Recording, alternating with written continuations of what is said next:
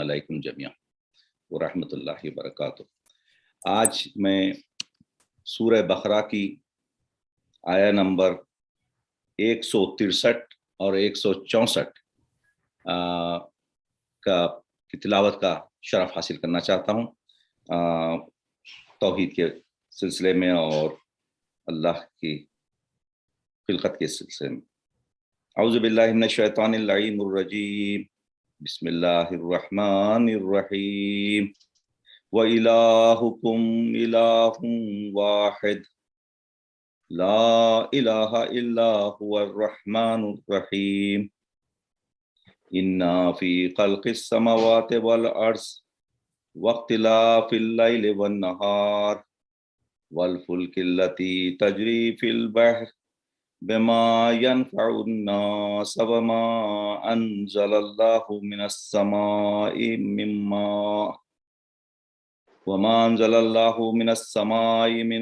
مِنَ ماء فأحيا به الأرض بعد موتها وبث فيها من كل دابة وتصريف الرياح والسحاب المسخر بين السماء والأرض لآيات لقوم يعقلون۔ اس کا ترجمہ ہے اللہ تو وہی یکتا خدا ہے، اس کے سوا کوئی معبود نہیں جو بڑا مہربان رحم کرنے والا ہے۔ بے شک آسمان و زمین کی پیدائش اور رات دن کے رد و بدل میں اور کشتیوں میں جو لوگوں کے نفع کی چیزیں یعنی مال تجارت وغیرہ دریا میں سے لے کر چلتے ہیں، اور پانی میں جو خدا نے آسمان سے برسایا، پھر اس زمین کو مردہ بیکار ہونے کے بعد جلا دیا یعنی شاداب کر دیا، اور اس میں ہر قسم کے جانور پھیلا دیے، اور ہواؤں کے چلنے میں اور ابر میں جو آسمان اور زمین کے درمیان خدا کے حکم سے گھرا رہتا ہے، ان سب باتوں میں عقل والوں کے لیے بڑی بڑی نشانیاں ہیں۔ صدق اللہ العلی العظیم۔ And its English is 163 and 160. Your God is one God. There is no God but Him. He is the compassionate, the merciful. In the creation of heavens and the earth, in the alternation of night and day, in the sailing of the ships through the oceans for the benefit of the mankind, in the water which Allah sends down from the sky, and with which He revives the earth after its death, and dispersing over it all kinds of beasts in the ordinance of the wind and clouds that are driven between earth and sky, are signs for people who have sense. Sadaqallahul Aliyul Azim. Allahumma salli ala Muhammadin wa ala Muhammad. Jazakallah. Salamun alaikum wa rahmatullah. May I now request everybody to recite Surah Fatiha and 3 times Surah Ikhlas for Marhumin of Zainab Muswi. And some of the names given here are Sayyid Muhammad Askari Jafri and Sayyid Mustafa Ali Muswi and Jumla Marhumin and Marhumat. Allahumma salli ala Muhammad. Bismillah. Alhamdulillah.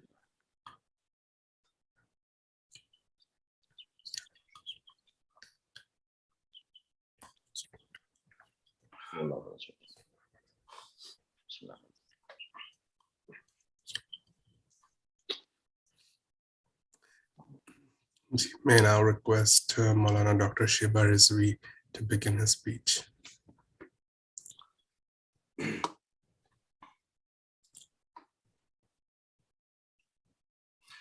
أعوذ بالله من الشيطان اللعين الرجيم. بسم الله الرحمن الرحيم. الحمد لله الذي لا يبلغه مدحته القائلون ولا يحصي نعماءه العادون ولا يؤدي حقه المجتهدون الذي لا يدركه بعد الهمم ولا يناله غوص الفتن الذي ليس لصفته حد محدود ولا نعت موجود ولا وقت معدود ولا أجل ممدود فطر الخلائق بقدرته ونشر الرياح برحمته ووتد بالصخور ميدان أرضه أول الدين معرفته ثم الصلاة والسلام على أشرف الأنبياء والمرسلين خير المبشرين والمنذرين شفيع ذنوبنا وطبيب نفوسنا وحبيب قلوبنا سيدنا ومولانا أبي القاسم محمد اللهم صل على محمد وآل محمد وعجل وعلى آل الطيبين الطاهرين المعصومين المظلومين صلوات الله عليهم أجمعين الذين أذهب الله عنهم الرجس وطهرهم تطهيرا اللهم صل على محمد وآل محمد ولعنة الله على أعدائهم أجمعين أما بعد بسم الله الرحمن الرحيم.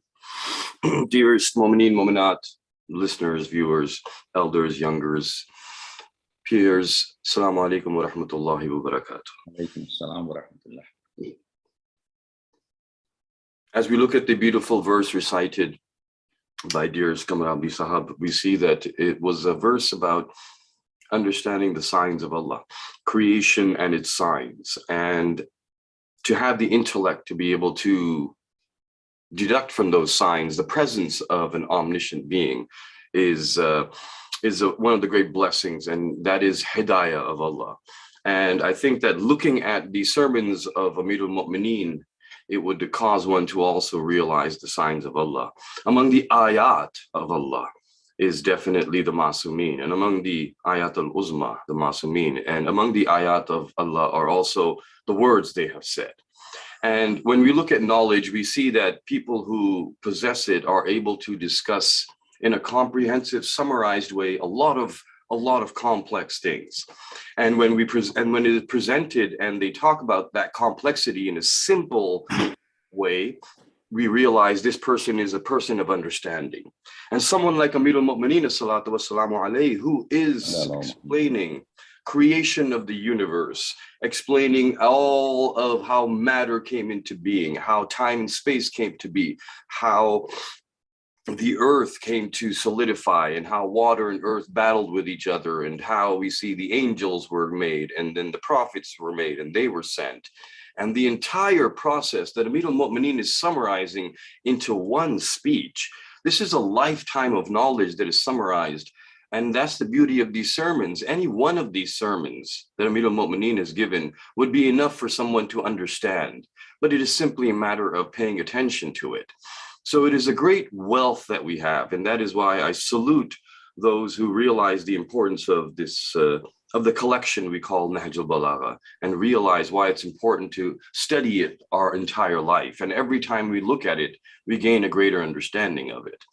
We're reaching the end of Khutbatul Ashbah, and this is the point where we are discussing the creation of man and the sending of the prophets, alayhim assalam. This is the last section, so inshallah we will try and see how much of this we can get done. Bismillahir Rahmanir Rahim. And we'll continue with the English because the translation is pretty good. When he spread out the earth and enforced his commands, he chose Hazrat Adam alayhi salam as the best in his creation and made him the first of all creation. Now here Amirul Mu'mineen is talking about, we see the point where all of the souls and all who were to be were present, and one of them was to be selected to be the first. That means that who would all of the ruh be blown into? فَإِذَا سَوَيْتُهُ وَنَفَخْتُ فِيهِ مِنْ رُوحِي. So we know Hazrat Adam, the spirit will be blown into him, but he was chosen. So that's very important, because sometimes when we are listening to, the stories of the prophets, and we are listening to majalis or some other forum, and we often talk about something that there might have been a hesitance from a prophet, there might have been something that was a mistake, something that Allah did not like. And then there's a tendency for us to perhaps lower their status in our minds. It happens when we sometimes discuss things very casually. But to realize, for example, Hazrat Yusuf alayhi salam is in prison, and we see that he asks that person to remind the king that Yusuf is in prison, and then Allah extends his time in prison. For example, Hazrat Adam partakes from the tree for which Allah said, وَلَا تَقْرَبَ هَذِهِ الشَّجَرَةَ. For example, Hazrat Musa alayhi salam is hesitant to go into the darbar, the palace of Fir'aun. In these situations, and then when we compare it to the Masumin, we realize the Masumin are much more elevated. The purpose of that is to realize the importance of the Masumin, not to in any way decrease the status of the Prophet. So with that in mind, we look at what Allah is choosing now. Allah is looking at all of the souls, and one of them is chosen. Amir al-Mu'mineen is saying he chose Hazrat Adam. So that means that there needed to be one who would bear all of the souls, and he would be the first one. And you're the first human being. How important is that? That's very important. As a father, we are a father, a mother, perhaps, to children. If Allah gives us the opportunity, a very important role. Now, everything we do, we are a model, we are a prototype. What we do, the children will see, the children will emulate. In them, Allah has put the capacity to look and to aspire to and to copy and to become. So who must be the first one? The first one must be somebody who is pure, somebody who will only follow the will of Allah, somebody who is an excellent example. Because after him, we're going to see generations will be looking up to him, the first. So therefore, choosing Hazrat Adam, that tells us that the qualities that Hazrat Adam had would have been quite amazing. And we see that in how the story unfolds. And he chooses Hazrat Adam, enforced his commands. He chose Hazrat Adam alayhi salam and as the best in his creation. So that is telling us that yes, he went near the tree, and yes, he partook, but who knows what anybody else might have done. And who knows what they would have done, because this is the best of creation. He made him the first of all, and he made him to reside in paradise and gave him ample sustenance. It tells us that when humanity was created, their abode was paradise. Their abode was not earth. So that becomes so important, because again, it's something that we all know, but it's a constant reminder that is needed. This is a temporary abode. We are but here for a little time. This is not where we were meant to be. This is not the final destination. So we remember that our forefather, Hazrat Adam, this is where he was placed. He was placed in Jannah. Yes, it is a place of myth to us in the sense that we do not see it. We're not aware of it. It is a story told to us generation after generation that there is some place that we are from. There is some place that we are going back to. And that story is what's very important to be told from each parent to each offspring. He made him to reside in paradise. So he's living in paradise and gave him ample sustenance in it. In paradise, there was ample sustenance. And this is important because we're going to see that's going to be distinguished from what's happening on earth. So ample sustenance. And that means that he had everything he needed and more. And also instructed him regarding what he had prohibited him. So we see prohibition now. There is something that you will not be able to partake in. I know that one time I heard a young one say, some things young ones say you never forget. And this young one said something like, why is it that all of the fun things are haram in Islam? No,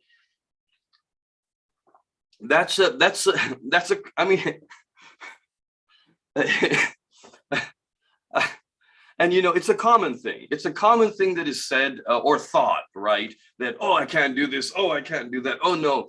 I know that sometimes, when you become the one who's kind of aware of what's haram and what's halal to eat and what you have to be careful of. And there's some people, who are taking care, but they're not as strict.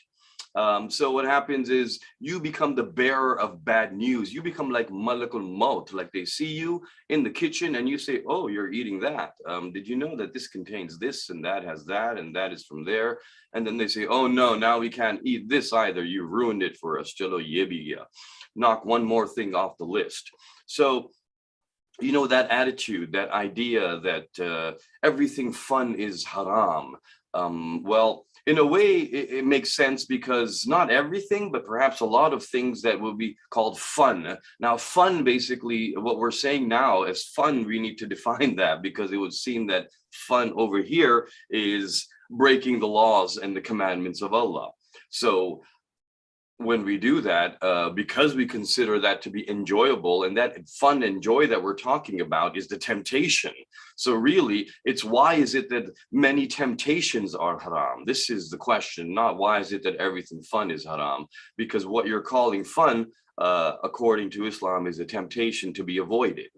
And so that's why the modern world presents things as opposites of truths almost. The liberation movement of humanity, where we are now free to be what we want to be, whether it's gender or orientation, or do what we want with our body, or this idea that my body, my life, which is true in many ways, of course. We're not talking about, we're not talking about the abuse and the exploitation of humanity as occurs, but this idea of ultimate freedom with no restraints is basically liberating ourselves from the concept of Allah, from the idea of a supreme being who is implementing laws upon us. And in this world, we see those laws are many, many. So there is a whole Shariat.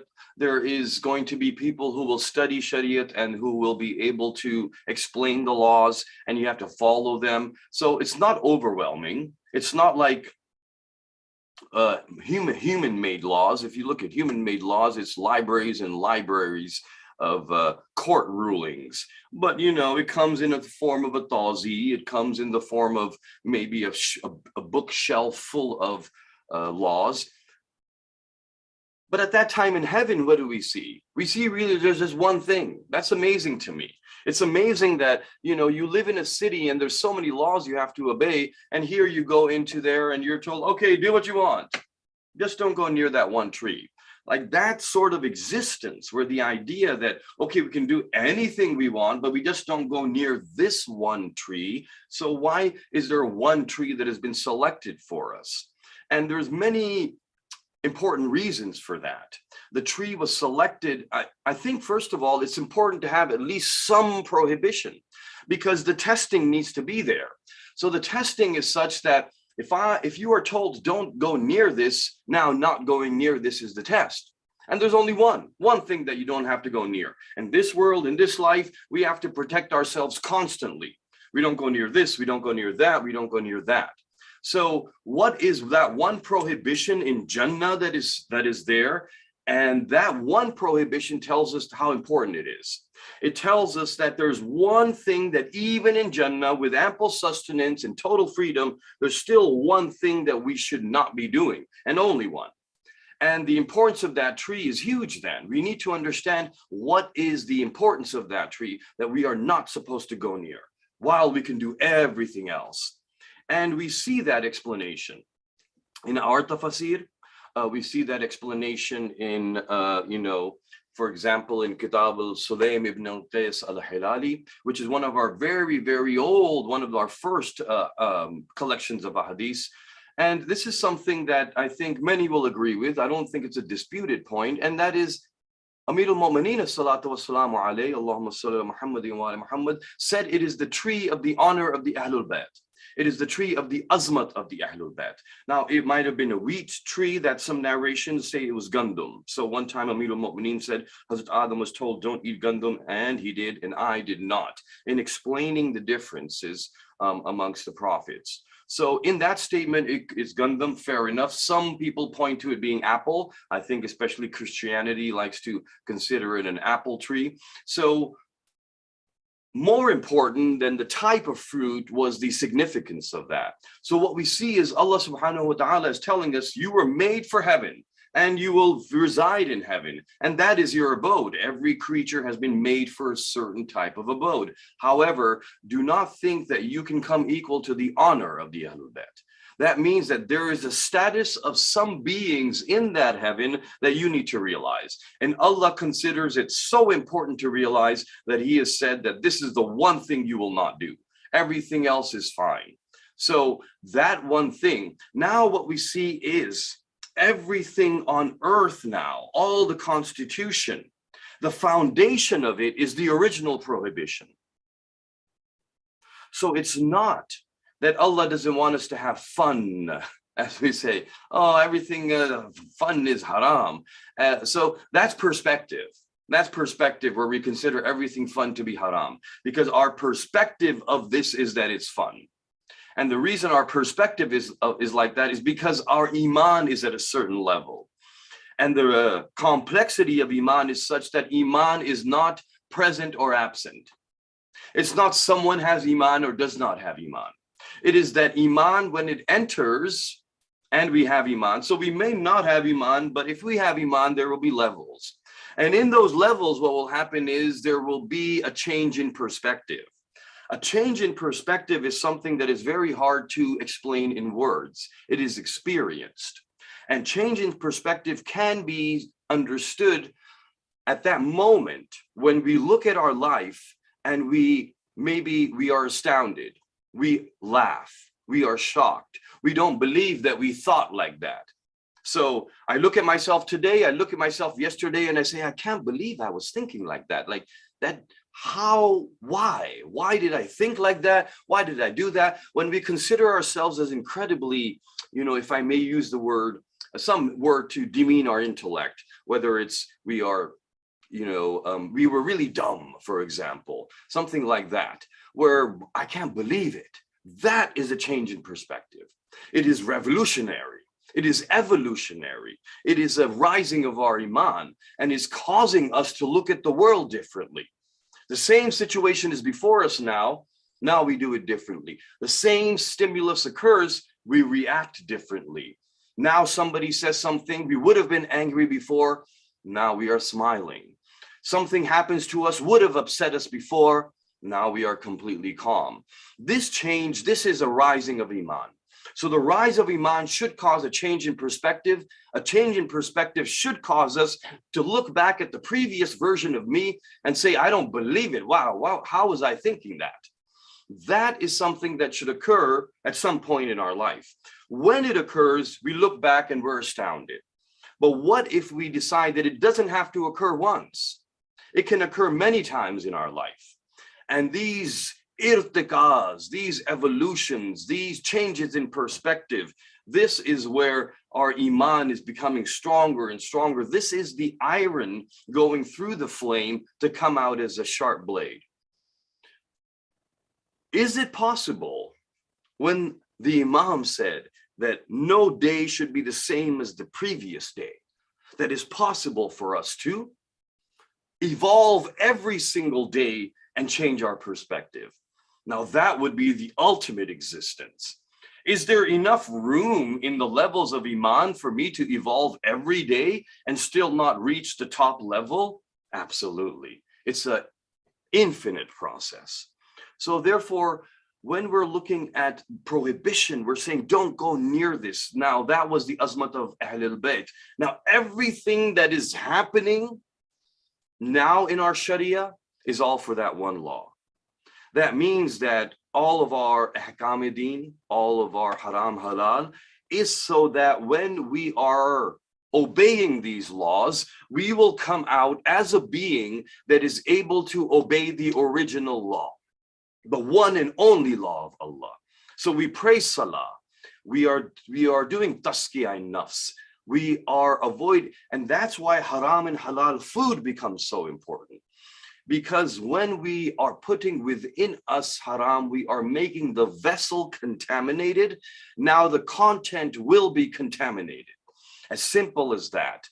And when somebody, it's amazing to me, but sometimes we may find ourselves guilty of this. Is it possible there are members of our community who, when they are told, do not put your water bottle in your car when the temperature is high and leave it there for a few days and then drink from that?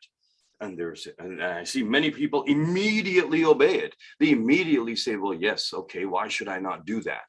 And then they are told that, well, it's because the sunlight passes through the plastic, making it chemically unstable. That contaminates the water. When the vessel is chemically unstable, the contents become chemically unstable. This means that the molecules in water, the atoms, will react with your cells when they come in contact with them, making them unstable. So what's wrong with that? Then they will say, well, it increases chances for cancer. Immediately now we're okay. That's an easy rule to follow. I'm not going to leave the water bottle in there. If it is there, I won't drink it. That's something almost everybody will do if you tell them. It would be the rare one who won't. There'll always be a few who'll say, doesn't matter, I'm okay. So what happens with haram is the same thing. The vessel is now contaminated. And the vessel that is contaminated is also the vessel that contains our heart and our mind, our thoughts and our belief, and they get corrupted. And we may not appreciate the Ahlul Bayt and their azmat in the sense that we should. And that is what we see happening before us in our community as well. So it becomes very important to keep that strong and to realize that Allah wants us back there, but also showed us that, look, you're going to make this mistake. So go through this testing process, come out, and then when you've proved to yourself that I'm someone who can live there and not go near the azmat of the Ahlul Bayt. So that is the original mistake, and that's the one that we are striving to correct within ourselves. And that needs to be the constant end focus. So all of our halal and haram is for an end focus. The objective now is clear in our mind. So why is everything haram, or why is all the fun things haram? This is why. Now we see that, excuse me. He told him that proceeding towards him meant his disobedience. So we realize that Allah has given us the power to disobey him. That Allah who did not have to make the universe in a way where anything was disobeyed. When we create things, we do not give them the power of disobedience. Pardon me, I laugh, but I suddenly imagined a world where we did. We create a computer and we give it the option to not listen to our command. Today I open up Zoom and it says, no, I'm not going to open. We make an automated car and we give it the will to go wherever we want. We tell the car, take us there, it takes us somewhere else. Sometimes your microwave works, sometimes it doesn't. It depends on its mood. We don't do that. We create everything to obey us because it should make our lives easier. And this is what our intellect allows us to do. Allah subhanahu wa ta'ala, beyond our comprehension. It's incredible. The idea of giving creation the ability to disobey you when you have full authority to not do that, I think is an incredible sign. And it's something that shows you his magnificence, his beneficence, his respect for his creation, that I will allow you to obey me or disobey me. You can believe in me or not believe in me. And so now we see, and this is where free will being the most important aspect of our creation. He told him that proceeding towards it is disobedience and will endanger your own position. So now we see that disobedience of Allah does what? It endangers our own position. And that is what's happening at a very large scale in the world, where we see that it is that constant guilt within us. When we disobey Allah, then our status has been lowered, not only in a real sense in terms of our rank and our iman and what we will get in the afterlife, but also in our own eyes. In our own eyes, we lower our status. We call it guilty conscience. We call it the inner, the inner whisperings that are telling us what you're doing is wrong. But that is so important because we are lowering our status in our own eyes, which means that our value becomes less in our own perspective. And that is where we sell ourselves short and we do not aspire to the level that Allah has created for us. So sinning is going to constantly lower our own self-esteem. But Adam did what he had been refrained from. And so we see that that inevitable mistake was made, just as Allah had already known beforehand. So he knew this was going to happen. So then that ever everlasting question for everything. Well, if he knew it was going to happen, then why did he do it? And was this necessary? And couldn't we have skipped this? Well, just because he knows doesn't mean that he knows everything. In that case, nothing should ever happen. So because he knows everything, he wouldn't have created the universe and nothing would have ever happened. But the purpose of it is happening is not for him. It's for us. And whether he knows or not does not affect us. When I have two paths before me, Allah's knowledge of what I'm going to do does not affect my choice in what I decide to do. And so that simple fact is very important, because then it just negates that question. So why did he do it if he knew what was going to happen? We're thinking from our own perspective, because I know something will happen, and most things I don't know will happen. Well, if I know something will happen, one thing, and 99 things I don't know, then that one thing maybe I'll try and avoid. But if I know everything that's going to always happen, I'm going to have a different perspective. And this is the perspective of Allah and the ilm that is given to the Masumin by Allah. So it's different. So when they say, oh, well, why did Imam Hussein, go to Karbala when he knew it was going to happen? Well, why did Allah raise the status of Iblis into Jannah and above when he knew he was going to disobey him? You ask the question of the hujjat of Allah, it's basically asking the question from Allah himself. We cannot separate them, because the knowledge that is manifesting through this one is causing this one to do everything that Allah wills him to do. So the question now is of Allah's will. And Hazrat Adam, then what happens is Allah sends him down after accepting his repentance. So repentance is accepted. So already we're seeing the template for our life. We will make mistakes, our repentance will be accepted, and all we have to do is beseech Allah. And again, Hazrat Adam's repentance was accepted because he said the names. Fatalaka Adamu, and what happens is we see that he is taught the names. So the names that were taught were the Panjatan, we know. And therefore, again, we see that because Hazrat Adam, in that inevitable mistake, we see that they were coming to the status of the Ahlul Bayt. By beseeching Allah for the sake of the Ahlul Bayt, we are accepting their status. So it is about accepting their status that we see now Hazrat Adam is forgiven. Okay, you accept the azmat, you accept the honor bestowed upon them. You understand that they are the intermediary between me and you. You are different, they are different. You are not the intermediary between Allah and them, rather they are the intermediary between Allah and you. So when Allah gives you commands, it will be through them. If he is pleased with you, you will know through them. If he is displeased, you will know through them. So that establishment of his original intermediary is essential for governance. And that's why we see Hazrat Adam being forgiven. Allah sent him down, and now his progeny is populating the earth to serve as a proof and a plea for him among his creatures. So he is there, and this Hazrat Adam is a proof of Allah. Incredible. For Allah to choose a creation and then to make a proof of himself exactly from among that creation, who will look like them, speak like them, eat, sleep like them, and even live and die like them. That is incredible, because we wouldn't do that. We would never do that. We would take, I mean, in general, humans, you might say, well, I wouldn't. So I'm not talking about everybody, but if you think about what we do, if we have a populace that we want to control and govern, and we have a choice, we would send something that was so powerful that they would have absolutely no choice but to obey it.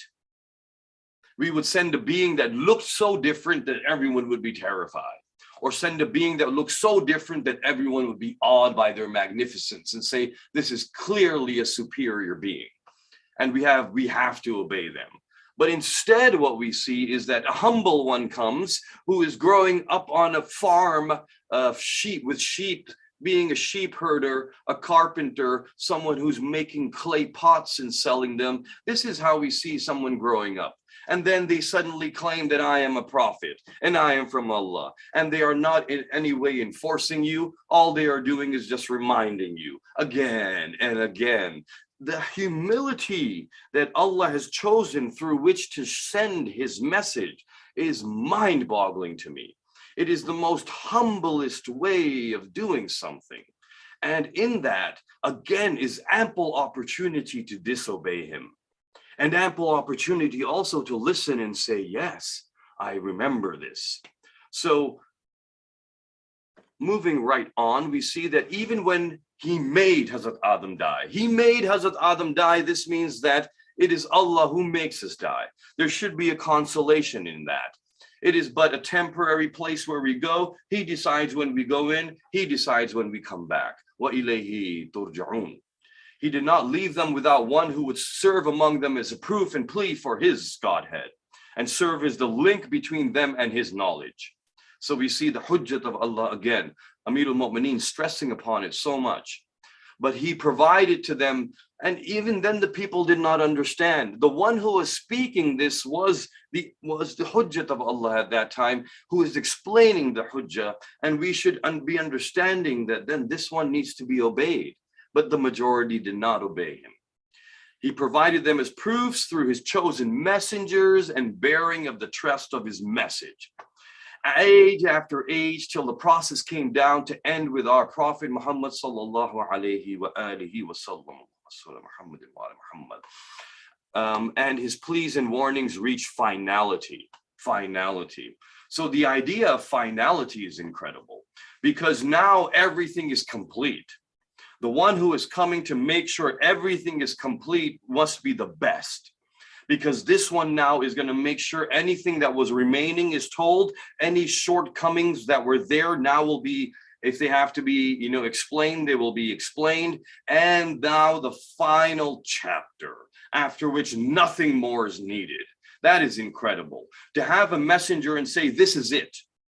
When this one gives you everything, there is nothing more to give. By sending this one, I have sent you everything. He whose everything has no limit. He whose everything is infinite. He whose everything we cannot imagine is saying, I'm giving you everything. And this one now, when this one comes and he says that this is everything, this one goes through 40 years of showing his role, showing this model, showing this template, showing the perfection. When everybody accepts the perfection, 23 years spent explaining the message. And who is this? The final one, after which no one else is needed. There's nothing more to say. That's it. And even this one, after 23 years of saying everything, now the Quran says, wait a minute. We have not said what we came to say. فَإِلَّمْ تَفْعَلْ فَمَا بَلَّغْتَ رِسَالَتَهُ. This one who is the last one who came to say everything now Allah is saying, well, no, we haven't said everything yet. Now we are going to say everything, because if we don't say this, we haven't said anything.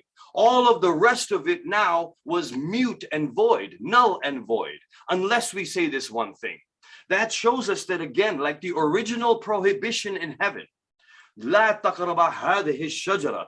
And all the Sharia is so that we follow that لا تقرب هذه الشجرة. So that when we are standing in heaven, us, and we are told لا تقرب هذه الشجرة, it would never ever occur to us to even imagine going near that tree, no matter who says what. That.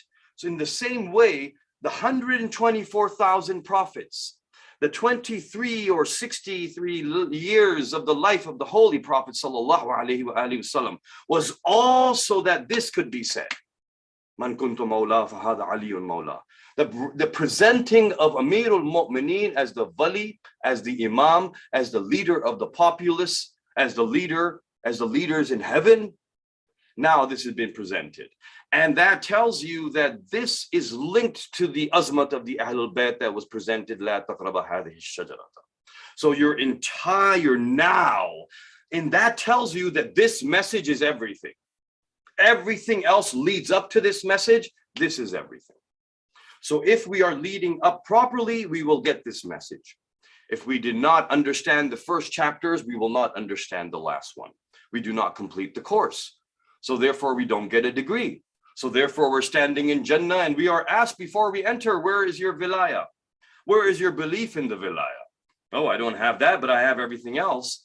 No, you think you have everything else. If you did have everything else, you would have this, because everything else leads to this. So no, we don't have everything. So what did I do? You followed your own Islam, because the Islam of Allah has Ali in it, and he is the wali of Allah. I followed my own Islam. Yes, you did. But I was worshiping Allah. No, you weren't. You were worshiping your own Allah.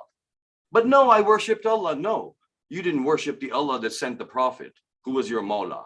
And if he was your Mawla, فَهَذَا عَلِيٌّ Mawla, then Ali was your Mawla. You did not worship the Allah who sent the Prophet who showed you Ali. You worshipped an Allah who sent a Prophet who didn't show you Ali. That's not Allah. That's someone else. Whoever that is your own imagination. So we can worship that. And us, the Shias, do that with our Imam. We define our Imam according to our own desires and decide, Mawla to aake ye karenge, Mawla to aake wo karenge, aur apne sare jo bhi hamare dushman hai, whoever we don't like, iski gardan ud jayegi, iski gardan ud jayegi. We have created our own Imam in our mind. And it is very, very dangerous to say, Mawla aake ye karenge. Just that statement shows that we have not understood wala taqraba hadhihi shajarata. Just that statement. And also when we decrease the fazail of the Ahlul Bayt. How can this be? How can that be? No, they cannot be like this. Allah does this, the Ahlul Bayt. Wala taqraba hadhihi shajarata. We do not go near it. That's why the Ahlul Bayt said, if you hear our fazail, you do not understand it, then return it to us, do not reject it. That is, وَلَا تَقْرَبَ هَذِهِ الشَّجَرَةِ. So he ordained livelihoods. He ordained livelihoods with plenty and with paucity. He gave some people more, some people less. It's incredible, because there's no way we can do that with justice. Very, very difficult. For us, justice is give this person the same, give this person the same. Hamari jaan chhut gayi, sab kuch theek ho gaya. But to give everybody different and to say this is adl, yehi adl hai, that requires supreme knowledge of all aspects of creation. He distributed them narrowly as well as profusely, but he did it with justice to test whomever he desired. He desires to test or he doesn't test. وَلَنَبْلُوَنَّكُمْ بِشَيْءٍ مِّنَ الْخَوْفِ وَجُوعٍ وَنَقْصٍ مِّنْ أَمْوَالِ وَالْأَنفُسِ وَالثَّمَرَاتِ وَبَشِّرِ الصَّابِرِينَ الَّذِينَ إِذَا أَصَابَتْهُمْ مُصِيبَةٌ قَالُوا إِنَّ لِلَّهِ وَإِنَّا إِلَيْهِ رَاجِعُونَ. So indeed, this statement is not death. This statement is life. Inna lillahi, we are coming from there. That was life. Wa ilayhi raji'un, we are going back to life. This is death right now. What we consider as life, this is death. When we close our eyes, we will begin to live. This life that we think is life, it's zombie life. We are covered with death. Our skin is dead. It's covered with dead cells. You won't have dead cells covering you in Jannah. You're covered with dead cells. And every moment we are deteriorating. Going back to him should be a sign of happiness. Ah, we're going home. But it is a matter of understanding that that is life and that is home. And to test through its gratefulness or endurance of the rich and the poor. So we see giving us more, giving us less, rich, poor, then misfortunes, destitution, safety, distress, calamities, and pleasures of enjoyment, pangs of grief. All of these things are a test. Every moment that I have more, it's a test. I have less, it's a test. I am happy, there's joy around me, it's a test. I am in grief, it's a test. We have but to realize it. But no, when I am at the wedding, when someone at the wedding of a loved one, with their family or a child is getting married and everything is wonderful, we see all of our tribe around us, we are so happy. Allah is blessing us. Allah has blessed us. Allah has blessed us. Allah is testing us. That's a test. Oh, look at me, I have so many children. That's a test. Oh, look at me, I have no children. That's a test. Look at me, I have so much wealth. That's a test. I have nothing. That's a test. They're all a test. And they're so small in the timeline of your existence. It's but a blink of an eye. We don't realize that because it's a test, and we're not supposed to think it's a blink of an eye. But that idea that everything is a test would make it much easier. So now we will be careful. When Allah has given me more, It doesn't bring me joy and bring me think, oh, Allah loves me. And Allah gives me less, oh, Allah is punishing me. They're both tests. One is this test, one is that test, but they're both tests. And in those tests, one is harder than the other, and having money is a harder test than not having it. Having children is a harder test than not having them. Because when you don't have money, the hardship we face, Allah's justice will reward us for that. If we didn't have children, the hardship that we face, Allah will reward us for that. But when He gives us something, now He's asking us, what did you do with what I gave you? Now we have to answer a lot more questions. It's a lot longer test. Some people have a short one. They do their test and they're done. 10 minute farig gap. And that's what was shown to, Hazrat Abu Zar and Hazrat Salman when the holiest messengers gave them some money and said, Jao. He was showing them what Allah does with everybody. It was simply a physical, practical enactment of the metaphysical giving of risk to everybody. And the Prophet put some money in Hazrat Salman's hand, some money in Hazrat Abu Zar's hand, go. And they go, and they come back at the end of the day. And when they come back at the end of the day, the Holy Prophet ﷺ says to them, okay, now you have to account for it. And they stand up, not like this. Prepare a hot area on the ground, and let's heat it up a bit. Now stand on there. This is a practical enactment, and this showed them. This showed them exactly what was going to happen. After this, they knew exactly where and how to spend the wealth, the training. And okay, Hazrat Salman, explain what you did. And he comes and he says, with this, I bought one piece of bread. I gave the rest to the poor. And then he comes off that hot plate. Hisab done. Then Hazrat Abu Zar comes on and starts talking about every dinar and dirham that he spent. And after a while, the feet start to get very hot. So this is a harder test. And we have to be careful in where we're spending that wealth then. So we do not look at abundance of something as Allah loves us and lack of something as Allah is punishing us. No, both are tests, and that's all they are. That is it. So now we have to go accordingly. If we don't know it's a test, it's hard to pass it. Right? And sometimes we do that. Sometimes in an interview, there's something that happens to you before you even enter the interview, and it was a test to see if you know what kind of person you are. So we do it, and it works. And then he coupled plenty with misfortunes, destitution. So all of this, calamities, enjoyment, grief, created fixed ages and made them long or short. Some lived longer, some lived less. Ended them all with death, made death capable of pulling up the ropes of the age. So Amir al-Mu'mineen is explaining our life as a rope. And this rope is probably slowly getting shorter and shorter. And even in our DNA, there's telomeres at the ends like ropes, and they get shorter and shorter every time the cells divide. So Amir al-Mu'mineen is saying death can pull up the rope and cut it. And then our life can end prematurely.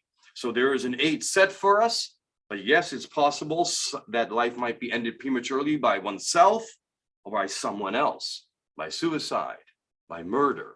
These things will happen. So that is also part of the test. He knows the secrets of those who conceal them, the secret conversions of those who engage in it. Now Amir al-Mu'mineen is explaining so eloquently all that Allah knows, and it's so encompassing.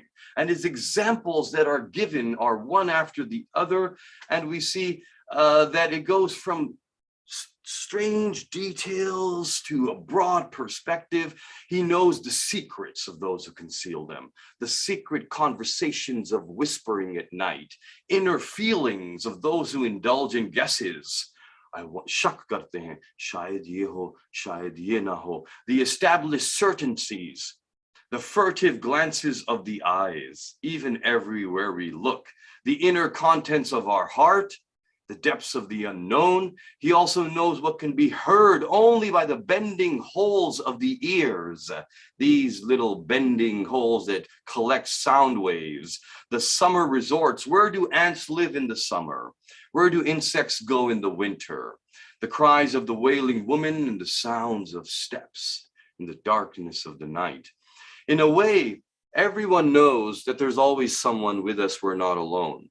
There's a very, very important comfort that is felt in knowing someone knows all of my thoughts, my emotions, my feelings. No one around me will ever completely understand, but there is one who completely understands me. And that is so important. To live your life, especially for those who are living their lives in a way that there is conflict, there is social conflict in family, in friends, we are not aware. We do not have this awareness that people around us understand us. We feel that there is lack of communication, lack of understanding. We say things and people misguess our true intentions. Our intentions were pure, but no one sees it. But there is one who sees it. There is one who knows. And this one who knows is supporting you. This one who knows is your creator. This one who knows you best and knows every thought you've had, every step you've taken, every moment you've been sad, every moment you felt joy, every sickness and every pain you went through. He's aware of all of it. And there is no one else who is aware of all of it. Allah and his hujjat. And his hujjat is your imam. And so your imam is with you every moment of your existence. And he is such, he is with all of the creation of Allah, every moment of your existence. And so he says to you, your imam says to you, when you lie on the bed on your right side, before you go to sleep, talk to me. And he's saying that not because he is in need of it and he is lonely, but because it will help you. Because there is only one who truly understands you, and that is your imam. And he is the one who, when you tell him things, will console you. He will console you like no one else can. He will help you like no one else can. And he has the power and might given to him by Allah to do so. So he also knows the spots of the inner sheaths of leaves where fruits go, the hiding places of beasts in the caves, in the mountains and valleys, where the mosquitoes will find holes to hide in the trunks of trees, where the sprouting points of leaves on the branches, the dripping points of the male spermatozoa cell, how it passes through the loins. Every single human being who attempts to produce offspring, he is aware of this. The drops of rain, the giant clouds, the particles of dust, as you read through it, look at the detail. The lines erased by the flooding rains, the crawling of insects across sand dunes, where the winged creatures will build their nests. It's incredible. On the cliffs of mountains and the singing of chattering of birds in the gloom of their brooding places. In my backyard, there's this bird family, blue jays, that always likes to build their nest, not in the tree, but in the wood of the porch of the backyard. And they're always there, and every year around the same time, and their young grow to teenagehood and then they leave for the winter. I think it's the same young ones that come back to the same spot and they train the next generation after generation. And this Allah is guiding them. Allah is watching them. They beseech Allah when they are in trouble. So what comfort do we find in these words? He knows what treasures are laden in the ocean with pearls, what is concealed in the darkness of the night, what the light of the day will reveal to us, and how darkness will prevail and how light will shine in the trace of every footstep, the feel of every movement, the feel of every movement. When you are moving, your brain is processing your movement and you feel that movement. Allah is feeling it with you. The echo of every sound, motion of every lip. When your lips spoke words that shouldn't have been spoken, he heard it. When they spoke words of his praise, he heard it. When they quivered in pain and sadness, he saw it. When they turned up in laughter and smiling, he knew that. Whatever there is on the earth, fruits or trees, the falling of the leaf, the settling place of the semen, if it's going to produce a baby, or instead we're going to see the ova of the female turn into blood and clot. All of this is known, and how the life of the developing embryo. He suffers no trouble, it impedes him not, he does not get tired from this, nor does it sadden him, and he can implement all of his commands without any challenge. Those are the challenges of kings and queens and leaders of the world who are human. His knowledge penetrates through them, and they are within his counting. He can count all of it, every particle in existence. He knows all. His justice extends to all of them, and his bounty encompasses them, despite the fact that we don't do what he deserves. This last portion here, I'm glad I got to hear, because this portion is really significant. There isn't much left, so I will just summarize this today. O Allah, thou deserveth handsome description of the highest esteem, a description that puts you at the highest point of value. Thou art best to be wished for. If hope is reposed in thee, thou art the most honored to be hoped from. O my God, thou hast bestowed upon me such power that I do not praise anyone other than thee. This is important. And I do not eulogize anyone save thee. I do not direct my praise towards others who are sources of disappointment, centers of misgiving. Whenever we praise others and expect from them, we will always be disappointed. Any disappointment anybody has felt, and they've come and complained to me, oh, this person said that, this person did this, I said this and they said that, I expected this and that happened. It is all disappointments. All disappointments that you have with other people are based on your expectations of them. When somebody off the street didn't help you, you're not disappointed. When someone from your home didn't help you, you're disappointed. That's because you expected this from them. You didn't expect this from them. You have people, your relationships with them, everyone, you have a list of expectations. You will never be disappointed if your expectations are realistic. And if all your expectations are taken away from people and only put into Allah, tawakkul Allah, this is key. That means even if I have to go for a job interview and I know there is a boss there who's going to hire me, I am expecting nothing from them. Even if there's somebody who has praised me in front of them and given a good reference, I am expecting nothing from the one who gave me a good reference. I am expecting that if Allah wills that I will get this job, He will inspire this person to hire me. He will inspire my referee to give me a good reference, and so on. Referrer to give a good reference, and so on. So this is tawakkul, and it is an infinite process, and we can talk about it forever. But thou hast kept away my tongue from the praises of human beings. If we are expecting from others, Allah will increase that within us. If we only expect from Him, He will make us independent. He will free our heart from the bondage of expecting from other people. And that is the most beautiful and peaceful existence. It is something that is achieved through great effort. There are but few words from my mouth, but when focused upon, you change your life. Every praiser has on, now this is incredible, every praiser has on whom he praises the right of reward and recompense. This I did not know. This is a law that Amir al-Mu'mineen is giving me. He is telling me that when you praise someone, that is why the A'immah, the Imams who are the Hujjat of Allah, when someone said some poetry in their Faza'il, they always rewarded them. They always rewarded the shairs, the poets, Farazdak or Deobal, they were rewarded. Why? Because this, every praiser has on whom he praises the right of reward and recompense. Now this is how we need to go before Allah. Like the one who is a beggar and who has some words of poetry and wants to please a king and is hoping from that king that the king will look upon him with a smile, that the king will look upon him with grace, and that is enough. And maybe the king will bestow upon us some reward. So this is it.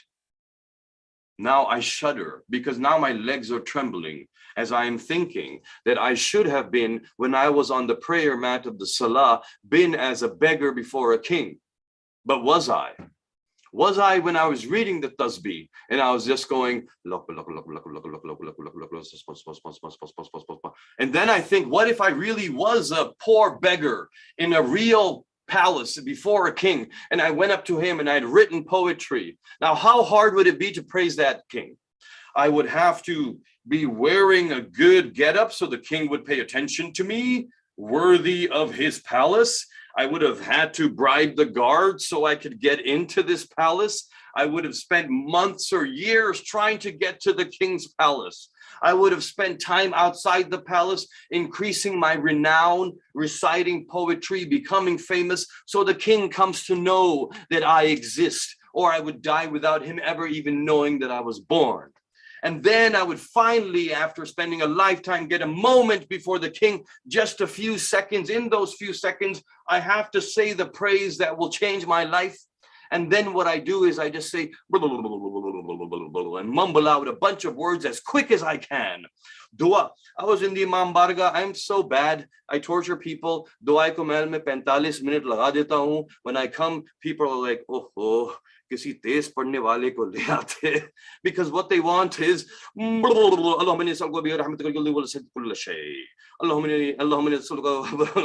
so, you know, that is how you would go before a king? No, you wouldn't. You would extend your time out. Can I get as much time as I have to be his audience? He is listening to me now. He is looking at me now. I have waited for this moment my whole life. And then I think there is a king who tells me, come. He is not waiting for you to finally get to him. He is saying, come to me. Istajibli, fad'uni istajibli. Come to me. I wait for you. My door is open all the time. Anytime you want, come to me. I promise you, I'm listening to every word you have to say. And you don't have to say anything on your own. You do not have to come up with creativity that will impress me. I will give you the words. This is all you have to say. Just come to me. It's an incredible king. And you have the right now that he will give you. Ask Allah like that. Maula ne kaha, aise mango jaise bachcha zid karta hai. Jaise bachcha maa se zid karta hai. Chhodta hi nahi hai jab tak ke de na do. And ask in this way कि पता हो कि मिलेगा जरूर. कैसे हो सकता है वो ना दे? It's your right now. Amir al-Mu'mineen is saying it's your right. And that, oh my God, here stands one who has singled thee with oneness that is thy due and has not regarded anyone deserving. Now Amir al-Mu'mineen is talking about himself. So this is how we need to stand before Allah. I am one who has singled thee. It is only you. Everything is before me, but whatever is in my senses is not you, in my mind is not you. I have separated all of it. La ilaha illallah. And now I praise you. And I praise you with the knowledge there is no one else who is deserving of it. Alhamdulillah Rabbil Alameen. Thy generosity can cure any destitution. It will solve all problems. And there is nothing but thy obligation and thy generosity. So grant us in this place thy will and make us free from stretching our hand to anybody else. May this hand never reach out to anybody else. The hands that Allah has asked you to raise towards him in front of your face. So you remember that when you look at these hands as they were spread out like a beggar before a king, I realize that there is no one else to spread these hands out in front of. और हाँ, बेशक वो देता है, लेकिन हो सकता है कि वो कोई चीज उस वक्त ना दे ताकि बाद में अता कर दे. हो सकता है वो हमारी भलाई के लिए चाहे कि ये चीज नहीं, इससे बेहतर. हो सकता है वो कहे कि ऐ मेरे बंदे, जो तुम मुझसे मांगते हो ये तुम्हारे लिए बेहतर नहीं है, जो मेरे पास है वो तुम्हारे लिए बेहतर है. अभी मैं नहीं दे रहा जो तुम मांग रहे हो, उसकी वजह है, लेकिन तुम मुझ पर यकीन रखो तो आखिरत में तुम्हारे साथ कभी ज्यादती नहीं होगी. इसलिए जितने करीब थे अल्लाह से उतने अजीम इम्तिहान दिए. और अगर इंसान का मकाम इससे जाना जाता कि कितनी आसानी रही जिंदगी में, कितनी आसाइशें रही, कितना अल्लाह ने नवाजा हमें दुनियावी नेमात से, कितनी तकलीफों से दूर रखा, अगर हम ये सोचते तो हम कभी हुसैन की शहजादी का मकाम नहीं समझ सकते थे. वो सकीना बिंतल हुसैन जिसने वो कुर्बानियां दी कि कौन तसव्वुर कर सकता है جب بھی کسی پہ کوئی مشکل آتی ہے تو سکینہ کا سوچ کے یقیناً صرف سکون ہی سکون مل جاتا ہے۔ کیوں؟ کیونکہ اگر واقعاً آسانیاں ہونی چاہیے تھی تو اس کے لیے آسانیاں ہونی چاہیے تھی۔ وہ شہزادی جو امام حسین کا سکون تھی، وہ شہزادی اس کو بابا نے اپنے ہاتھوں سے گوہر پہنائے تھے، اور سکینہ جانتی تھی کہ یہ گوہر جو ہیں یہ میری یتیمی کی نشانی ہے، اور جب بھی ان کو دیکھوں گی مجھے بابا یاد آئیں گے۔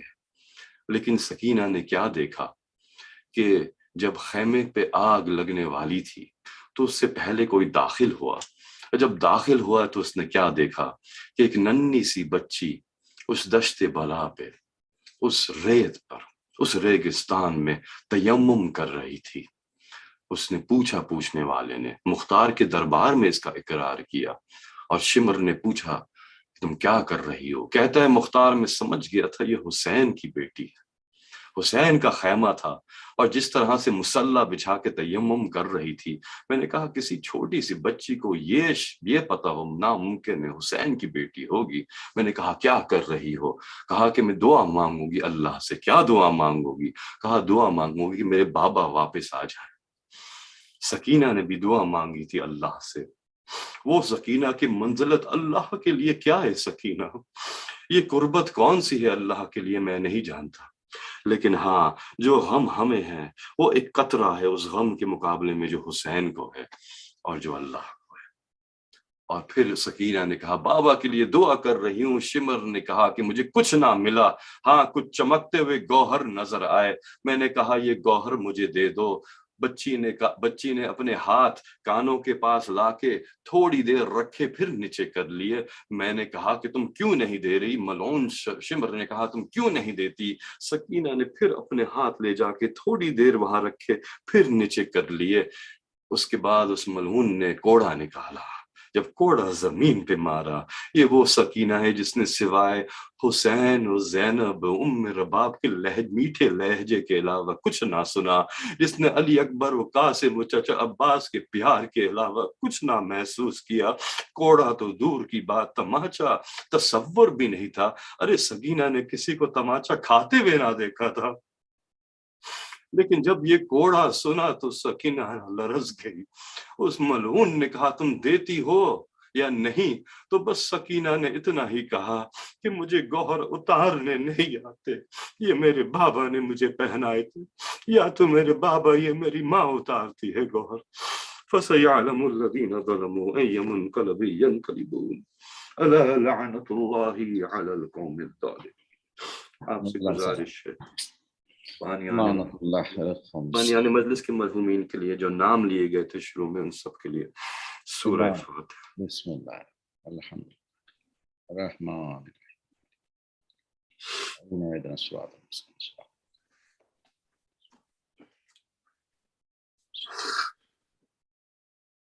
یا اللہ اللہم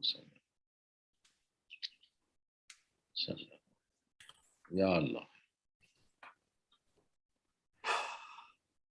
اللہ سلامت رکھیں آپ، اللہ سلامت رکھیں آپ۔ اما یجیب بھی پڑھ دیجئے اپنی فیملی کے لیے بھی اور دوسروں کی فیملی کے لیے بھی۔ جزاک اللہ۔ جی بہت لوگ علیل ہیں، میرے ذہن میں بھی ہیں، آپ کے ذہن میں بھی ہے، انشاءاللہ سب کو ذہن میں رکھتے ہوئے اللہ کل شفا یابی فرمائے۔ اور ظاہر ہے کہ سب سے بڑی شفا امام کا ظہور ہے، تو بس امام کا ظہور بھی جلد ہو، اور حب علی سے بڑی کوئی شفا نہیں، تو اس دعا کے ذریعے سے حب علی میں بھی اضافہ ہو۔ بسم اللہ الرحمن الرحیم۔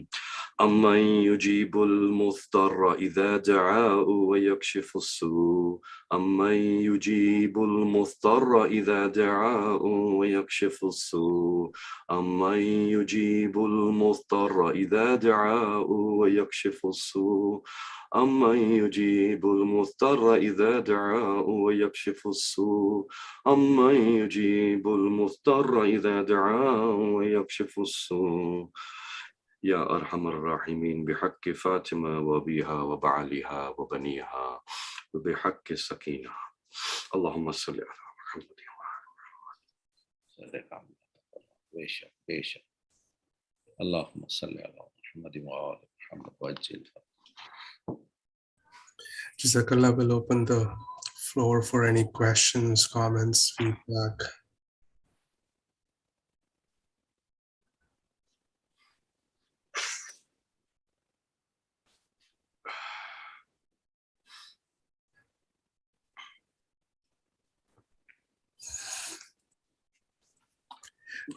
Share with all of you that Brother Mustafa Moswi is still traveling. He is going to be in Mashhad in the next few days, and from there he'll be traveling to Karachi. I will remember him in our prayers, and I'm sure he will remember us in his prayers and in his ziyarat. Inshallah. Any questions? Assalamu alaikum warahmatullah. وعلیکم السلام. ماشاءاللہ بہت ہی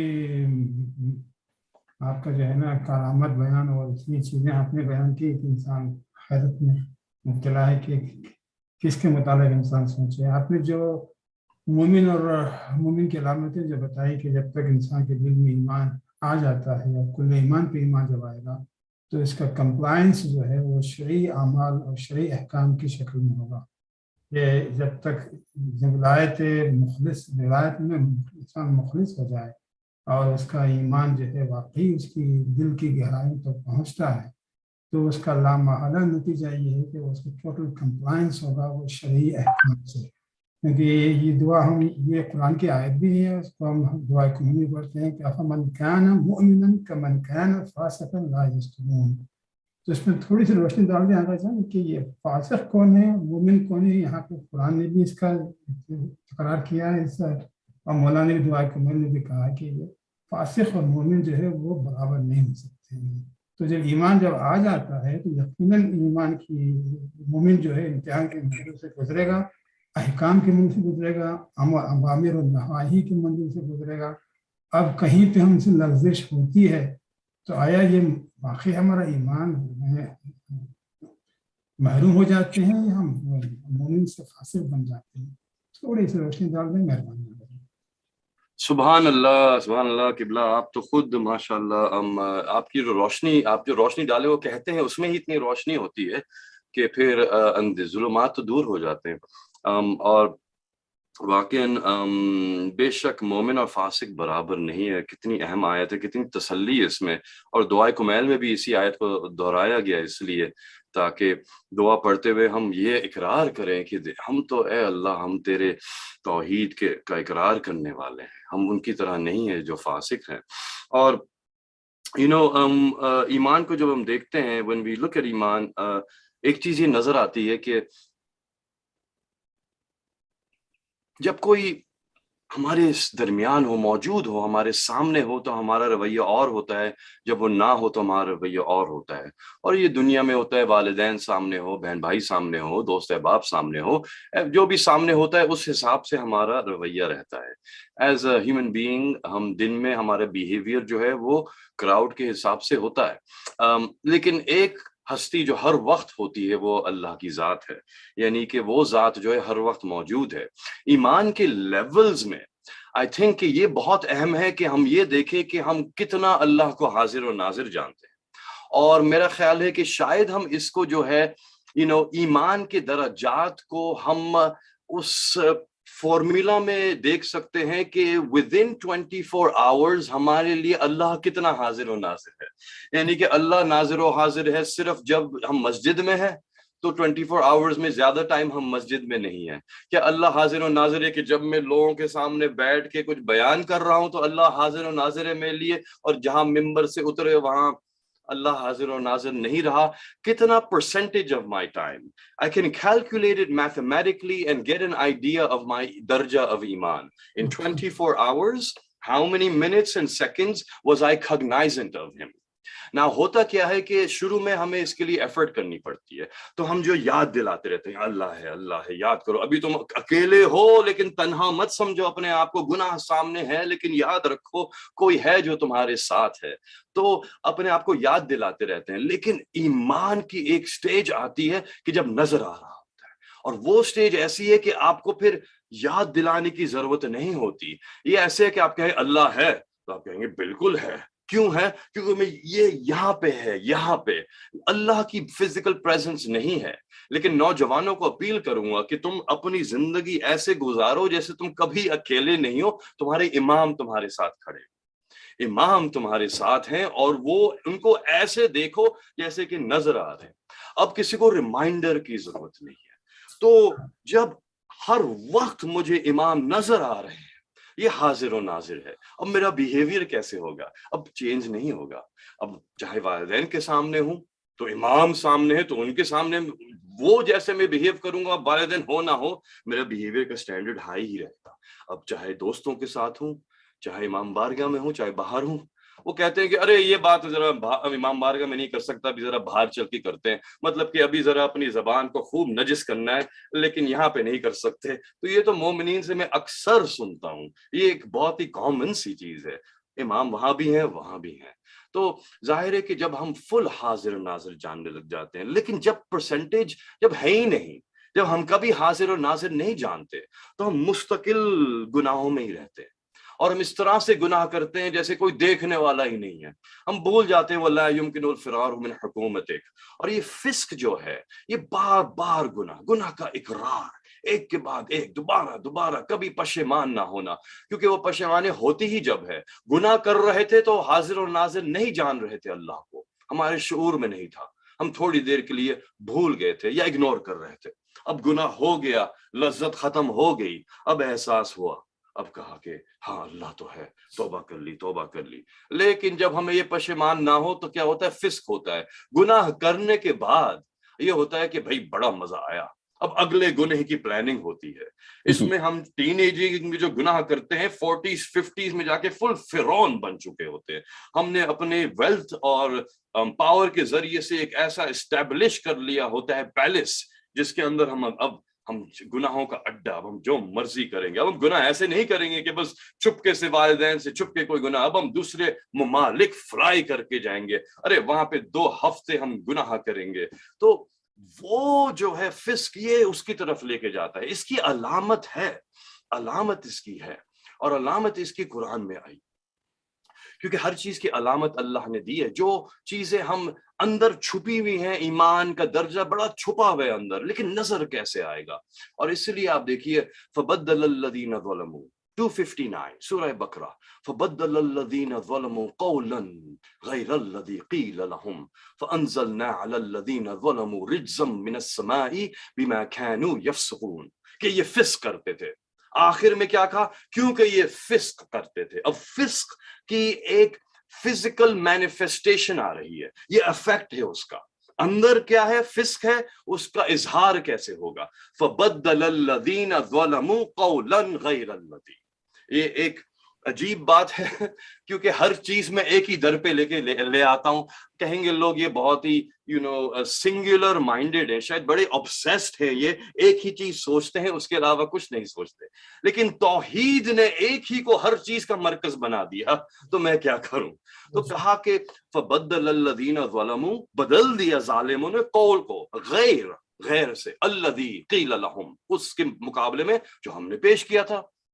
یعنی کہ کوئی قول تھا، اس کو بدل دیا. اب ہمیں پتہ چل گیا ورڈز نکلیں گے. یہ جو ورڈز نکل رہے ہیں نا، یہ سمپٹم ہے اندر فسق کا. اب فسق آپ پہچانیں گے نہیں، بڑی چھپی ہوئی ہے. لیکن اپنا فسق پہچاننا ہو، کسی اور کا فسق بڑا آسان ہو گیا. اب کووڈ پہچانا نہیں جاتا، اندر چھپا ہوا ہوتا ہے کووڈ. لیکن ہاں اس کے اثرات ہیں. بھئی آپ کو فیور تو نہیں ہے، آپ کو کاف تو نہیں ہے، آپ کو یہ تو نہیں ہے، آپ کسی کے ساتھ کانٹیکٹ میں تو نہیں آئے پچھلے 2 ہفتوں میں. یہ ساری چیزیں جو ہے نا، یہ سب وہی بتا رہی ہیں. آپ کو یہ سمٹم تو نہیں ہے، آپ کسی اور کے کانٹیکٹ میں نہیں آئے جس کو یہ سمٹم ہو. اور کیا سمٹم تھا؟ کہ انہوں نے کال کو بدل دیا. اب آپ کہیں گے کسی بھی کال کو بدل دے تو کیا مطلب یہ فاسق ہے؟ نہیں، کال ایک ہی تھا. اور کال کیا تھا؟ 258 میں کال آیا تھا. اور 258 میں کیا کال آیا تھا؟ وَإِذْ قُلْنَا ادْخُلُوا هَٰذِهِ الْقَرْيَةَ تھا، جب ہم نے تم سے کہا اس قریے میں داخل ہو جاؤ. اور کہا فَكُلُوا مِنْهَا حَيْثُ شِئْتُمْ رَغَدًا، جو بھی یہاں پہ کھانا ہے کھاؤ. وَادْخُلُوا الْبَابَ سُجَّدًا، لیکن اس باب میں تم داخل ہونا سجدے کی حالت میں. وَقُولُوا حِطَّةٌ، اور کہنا حِطَّہ، نَغْفِرْ لَكُمْ خَطَايَاكُمْ، ہم معاف کر دیں گے تمہارے خطا کو. اور خطا کیا تھی بنی اسرائیل کی؟ کہ انہوں نے شرک کیا تھا. نغفر لکم خطایاکم وسنزید المحسنین، اور ہم تمہیں محسن بنا دیں گے. محسن وہ ہوتا ہے جو عمل احسن کرتا ہے. لنبلوکم ایکم احسن عملا، کہ ہم نے احسن عمل ہی تو دیکھنا ہے تمہارا. موت و حیات اسی لیے تو خلق ہوئی تھی. یہ آیت بتا رہی ہے سورہ ملک میں جو اللہ نے کہا کہ میں نے موت و حیات اس لیے خلق کی کہ تم احسن عمل کرو. احسن عمل کون ہے؟ جو محسن ہے وہی تو احسن عمل کرتا ہے. اللہ بتا رہا ہے شرک کیا تھا تم نے. ان اللہ لا یغفر ان یشرک بہ ویغفر ما دون ذلک لمن یشاء. سورہ النساء 116 کہ میں کسی چیز کو معاف کر سکتا ہوں، شرک کو کبھی معاف نہیں کروں گا. لا یغفر ان یشرک بہ، لیکن بنی اسرائیل کے شرک کو معاف کرنے کے لیے تیار. کیوں؟ کیونکہ جو عمل کروا رہا ہے اللہ ان سے، اسی سے شرک پاک ہوتا ہے. اس کے علاوہ شرک پاک نہیں ہو سکتا. اس لیے کہا کہ میں شرک معاف کر دوں گا، نہیں کرتا، لیکن اگر تم یہ کر لو پھر بھی معاف کر دوں گا. مطلب یہ ہے کہ بس یہ چیز ہے جو معاف کروا سکتی ہے شرک کو. حضرت حر کی شرک کی معافی بھی ایسے ہی آئی تھی. حضرت حر نے شرک کیا تھا. کیا شرک تھا؟ یزید و عمر ابن سعد کے حکم کو بھی مان رہا ہے، حسین کا بھی احترام ہے، وہاں پہ ان کی فوج میں ہے، جان رہا ہے کہ یہ بھی اچھے ہیں، کبھی یہاں کبھی وہاں. حر کا دماغ شرک میں مبتلا تھا، یہاں جاؤں یا وہاں جاؤں. لیکن شرک معاف کیسے ہوا؟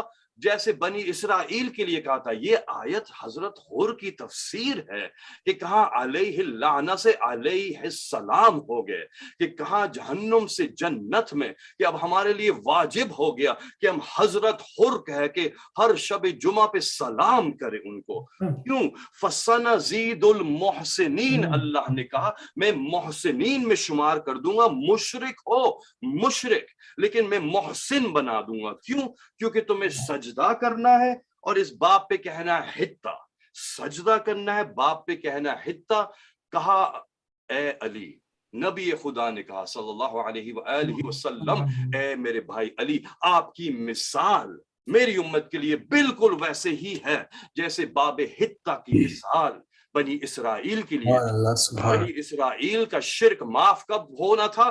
اگر سجدہ کر کے کہتے حتہ. حتہ کیا ہے؟ علی. حتہ کیا ہے؟ باب علی ہے. حتہ کیا ہے؟ علی. سجدے میں جا کے علی کہو، یعنی کہ علی کے نام سے ہی شرک دور ہوتا ہے. علی کو سمجھ لیا، شرک سے بچ گئے، بس یہ تسلیم کر لو. لیکن کیا کیا انہوں نے کہا حتہ سمکنا. جو توئے سے آنا تھا وہ تا سے آیا، اور سمکنا یہ ان کی لال گندم کا نام تھا، خاص گندم تھی. عبرانی زبان میں کہتے ہیں یہ ہمارا لال گندم ہے. یہ بنی اسرائیل کس اللہ کو مان رہے تھے؟ اس اللہ کو کہ سجدے میں جائیں اور حتہ سمکنا کہہ دیں تو وہ سن نہیں سکتا. ایسے اللہ کو مان رہے تھے کہ دور سے لگے گا ہم حتہ کہہ رہے ہیں. لیکن نہیں، جہاں اللہ نے کہا علی کہو، وہاں پہ اب کسی اور کا نام نہیں آنا چاہیے. تو آپ کو نشانی کیا مل گئی؟ بڑی آسان سی نشانی مل گئی. فَبَدَّلَ الَّذِينَ ظَلَمُوا قَوْلًا غَيْرَ الَّذِي. ہم نے تو کہا تھا علی کہو، تم نے علی کی جگہ کچھ اور کہہ دیا. اب سمجھ جاؤ کہ تم فاسق ہو، اندر فسق ہو رہا ہے. اس کا یہ ایک سائن ہے. تم اس لیے فاسق نہیں ہو کہ تم نے علی کو نہیں مانا، لیکن کیونکہ تم فاسق ہو اس لیے تم نے علی کو نہیں مانا. مطلب یہ ہے کہ پہلے تم نے گناہ کیا، اللہ کو نہیں مانا، بار بار گناہ کیا، تمہیں سزا یہ ملی کہ تم علی کا نام نہیں لوگے. کہنا من الکافرین. بہت خوب، ماشاءاللہ. سلامت رکھے ماشاءاللہ. آپ کو سلامت رکھے، آپ کے ایمان کو، آپ کے علم کو، آپ کے علم کو. بہت تفصیلی، مفصل، جامع جواب دیا آپ نے. غالب نے اللہ کے حاضر اور اس میں بڑا پیارا شعر لکھا کہ غالب شراب پینے دے مسجد میں بیٹھ کر، یا وہ جگہ بتا جہاں پر خدا نہیں. واہ واہ واہ واہ واہ واہ واہ. وہ زاہد ہے، بعد میں وہ غالب کر دیے کچھ لوگ، مگر اصل اگر آپ غالب کے دیوان میں جائیں گے تو اس پہ ہے زاہد. زاہد شراب پینے دے مسجد میں بیٹھ کر، یا وہ جگہ بتا جہاں پر خدا نہیں. تو وہ باہر نکال دیے گئے کہ یہاں تو خدا رہتا ہے, باہر جائیے. ایگزیکٹلی. ولا يمكن الفرار من حکومتک. وہ کہہ رہا تھا امام سے, مولا میں گناہ کیا کروں, گناہ مجھ سے, بس میں گناہ کرتا ہوں, کیسے میں کیا کروں, گناہ ہو جاتے ہیں مجھ سے. امام نے کہا ٹھیک ہے گناہ کرنا ہے تو کرو, لیکن بس ایک ہی شرط ہے, وہ جگہ ڈھونڈ لو جہاں پہ اللہ نہیں ہے, وہاں پہ تم گناہ جتنے چاہے کر لو. بے شک بے شک. قرآن کی آیت بڑی زبردست ہے, علم یعلم بان اللہ یرا. اگر اس ایک آیت کی بھی معرفت مل جائے تو میں سمجھتا ہوں کل ایمان کی معرفت مل سکتی ہے. سبحان اللہ. علم یعلم بان اللہ یرا. مولا متقیان جو متقیوں کے امام جو ہے نا, یہ کہ مولا کی ہر ادا میں جو ہے وہ توحید خالص, مولا کے ہر عمل میں جو ہے کمال توحید, مولا کے ہر عمل میں جو ہے کمال صفات الہیہ کا ظہور. یہ شرک در ذات, شرک در صفات, شرک در اطاعت, یہ تینوں سے اگر بچنا ہے تو سوائے در علی کے کچھ چارہ ہی نہیں. اور کوئی اور کو بابا ہتا ہوتا تو پھر کیا بات تھی. ماشاء اللہ. بے شک. سبحان اللہ سبحان اللہ. دل ایمان سے پر نور کر دیا آپ لوگوں کے الفاظ نے. واہ واہ واہ واہ. بس یہی تو ہے, علی نام ہی ایسا ہے, معجزہ ہے. قبل الرحمن الہی. السلام علیکم ایوری ون. شکریہ مولانا. ہر ویک آپ اتنے باتیں بتا رہی ہیں, نالج میرا آپ کے ذکر سے بہت بڑا ہے. آپ کا میں تہہ دل سے شکر گزار ہوں. خدا آپ کو, آپ کی وائف اور سب اہل خاندان کو اور سارے پارٹیسپینٹس کے لوگوں کو صحت و تندرستی سے رکھے. آمین یا رب العالمین. بے حد مشکور. بس یہ واقعاً اللہ کا ہی کرم ہے, نہ میں کسی قابل, لیکن ایسے محبت کرنے والے بھی دے دیے اور ایسے لوگ جو برداشت بھی کر رہے ہیں, اور سب مل کے سنڈیز کو, تو آپ لوگوں نے میری دنیا کو جنت بنا دیا. تو بس میں جتنا شکر ادا کروں, اور نہ استطاعت ہے کہ میں کچھ کہہ سکوں, اور یہ سب باقی اس پروردگار کا عجیب کرم ہے کہ میں آپ لوگوں سے استفادہ کرتا ہوں. الحمدللہ رب العالمین. بس آپ لوگوں کے لیے ہر لمحے دعا ہے, ہر نماز میں, خاص طور پہ وہ لوگ جن کو میں ہر سنڈے کو دیکھتا ہوں, آپ ہر دعا میں شامل ہوتے ہیں ہر وقت, خاص طور پہ نام لے لے کے. تو بس آپ بھی ناچیز کو دعا میں یاد رکھتے ہیں, بڑا احسان ہے. جزاک اللہ. Thank you. Inshallah, we'll see everyone on next Sunday for the Nahjul Balagha session at 11:30. Thank you. جزاک اللہ یونس بھائی. مولا سلامت رکھے آپ کو, آپ کی کافی شکریہ.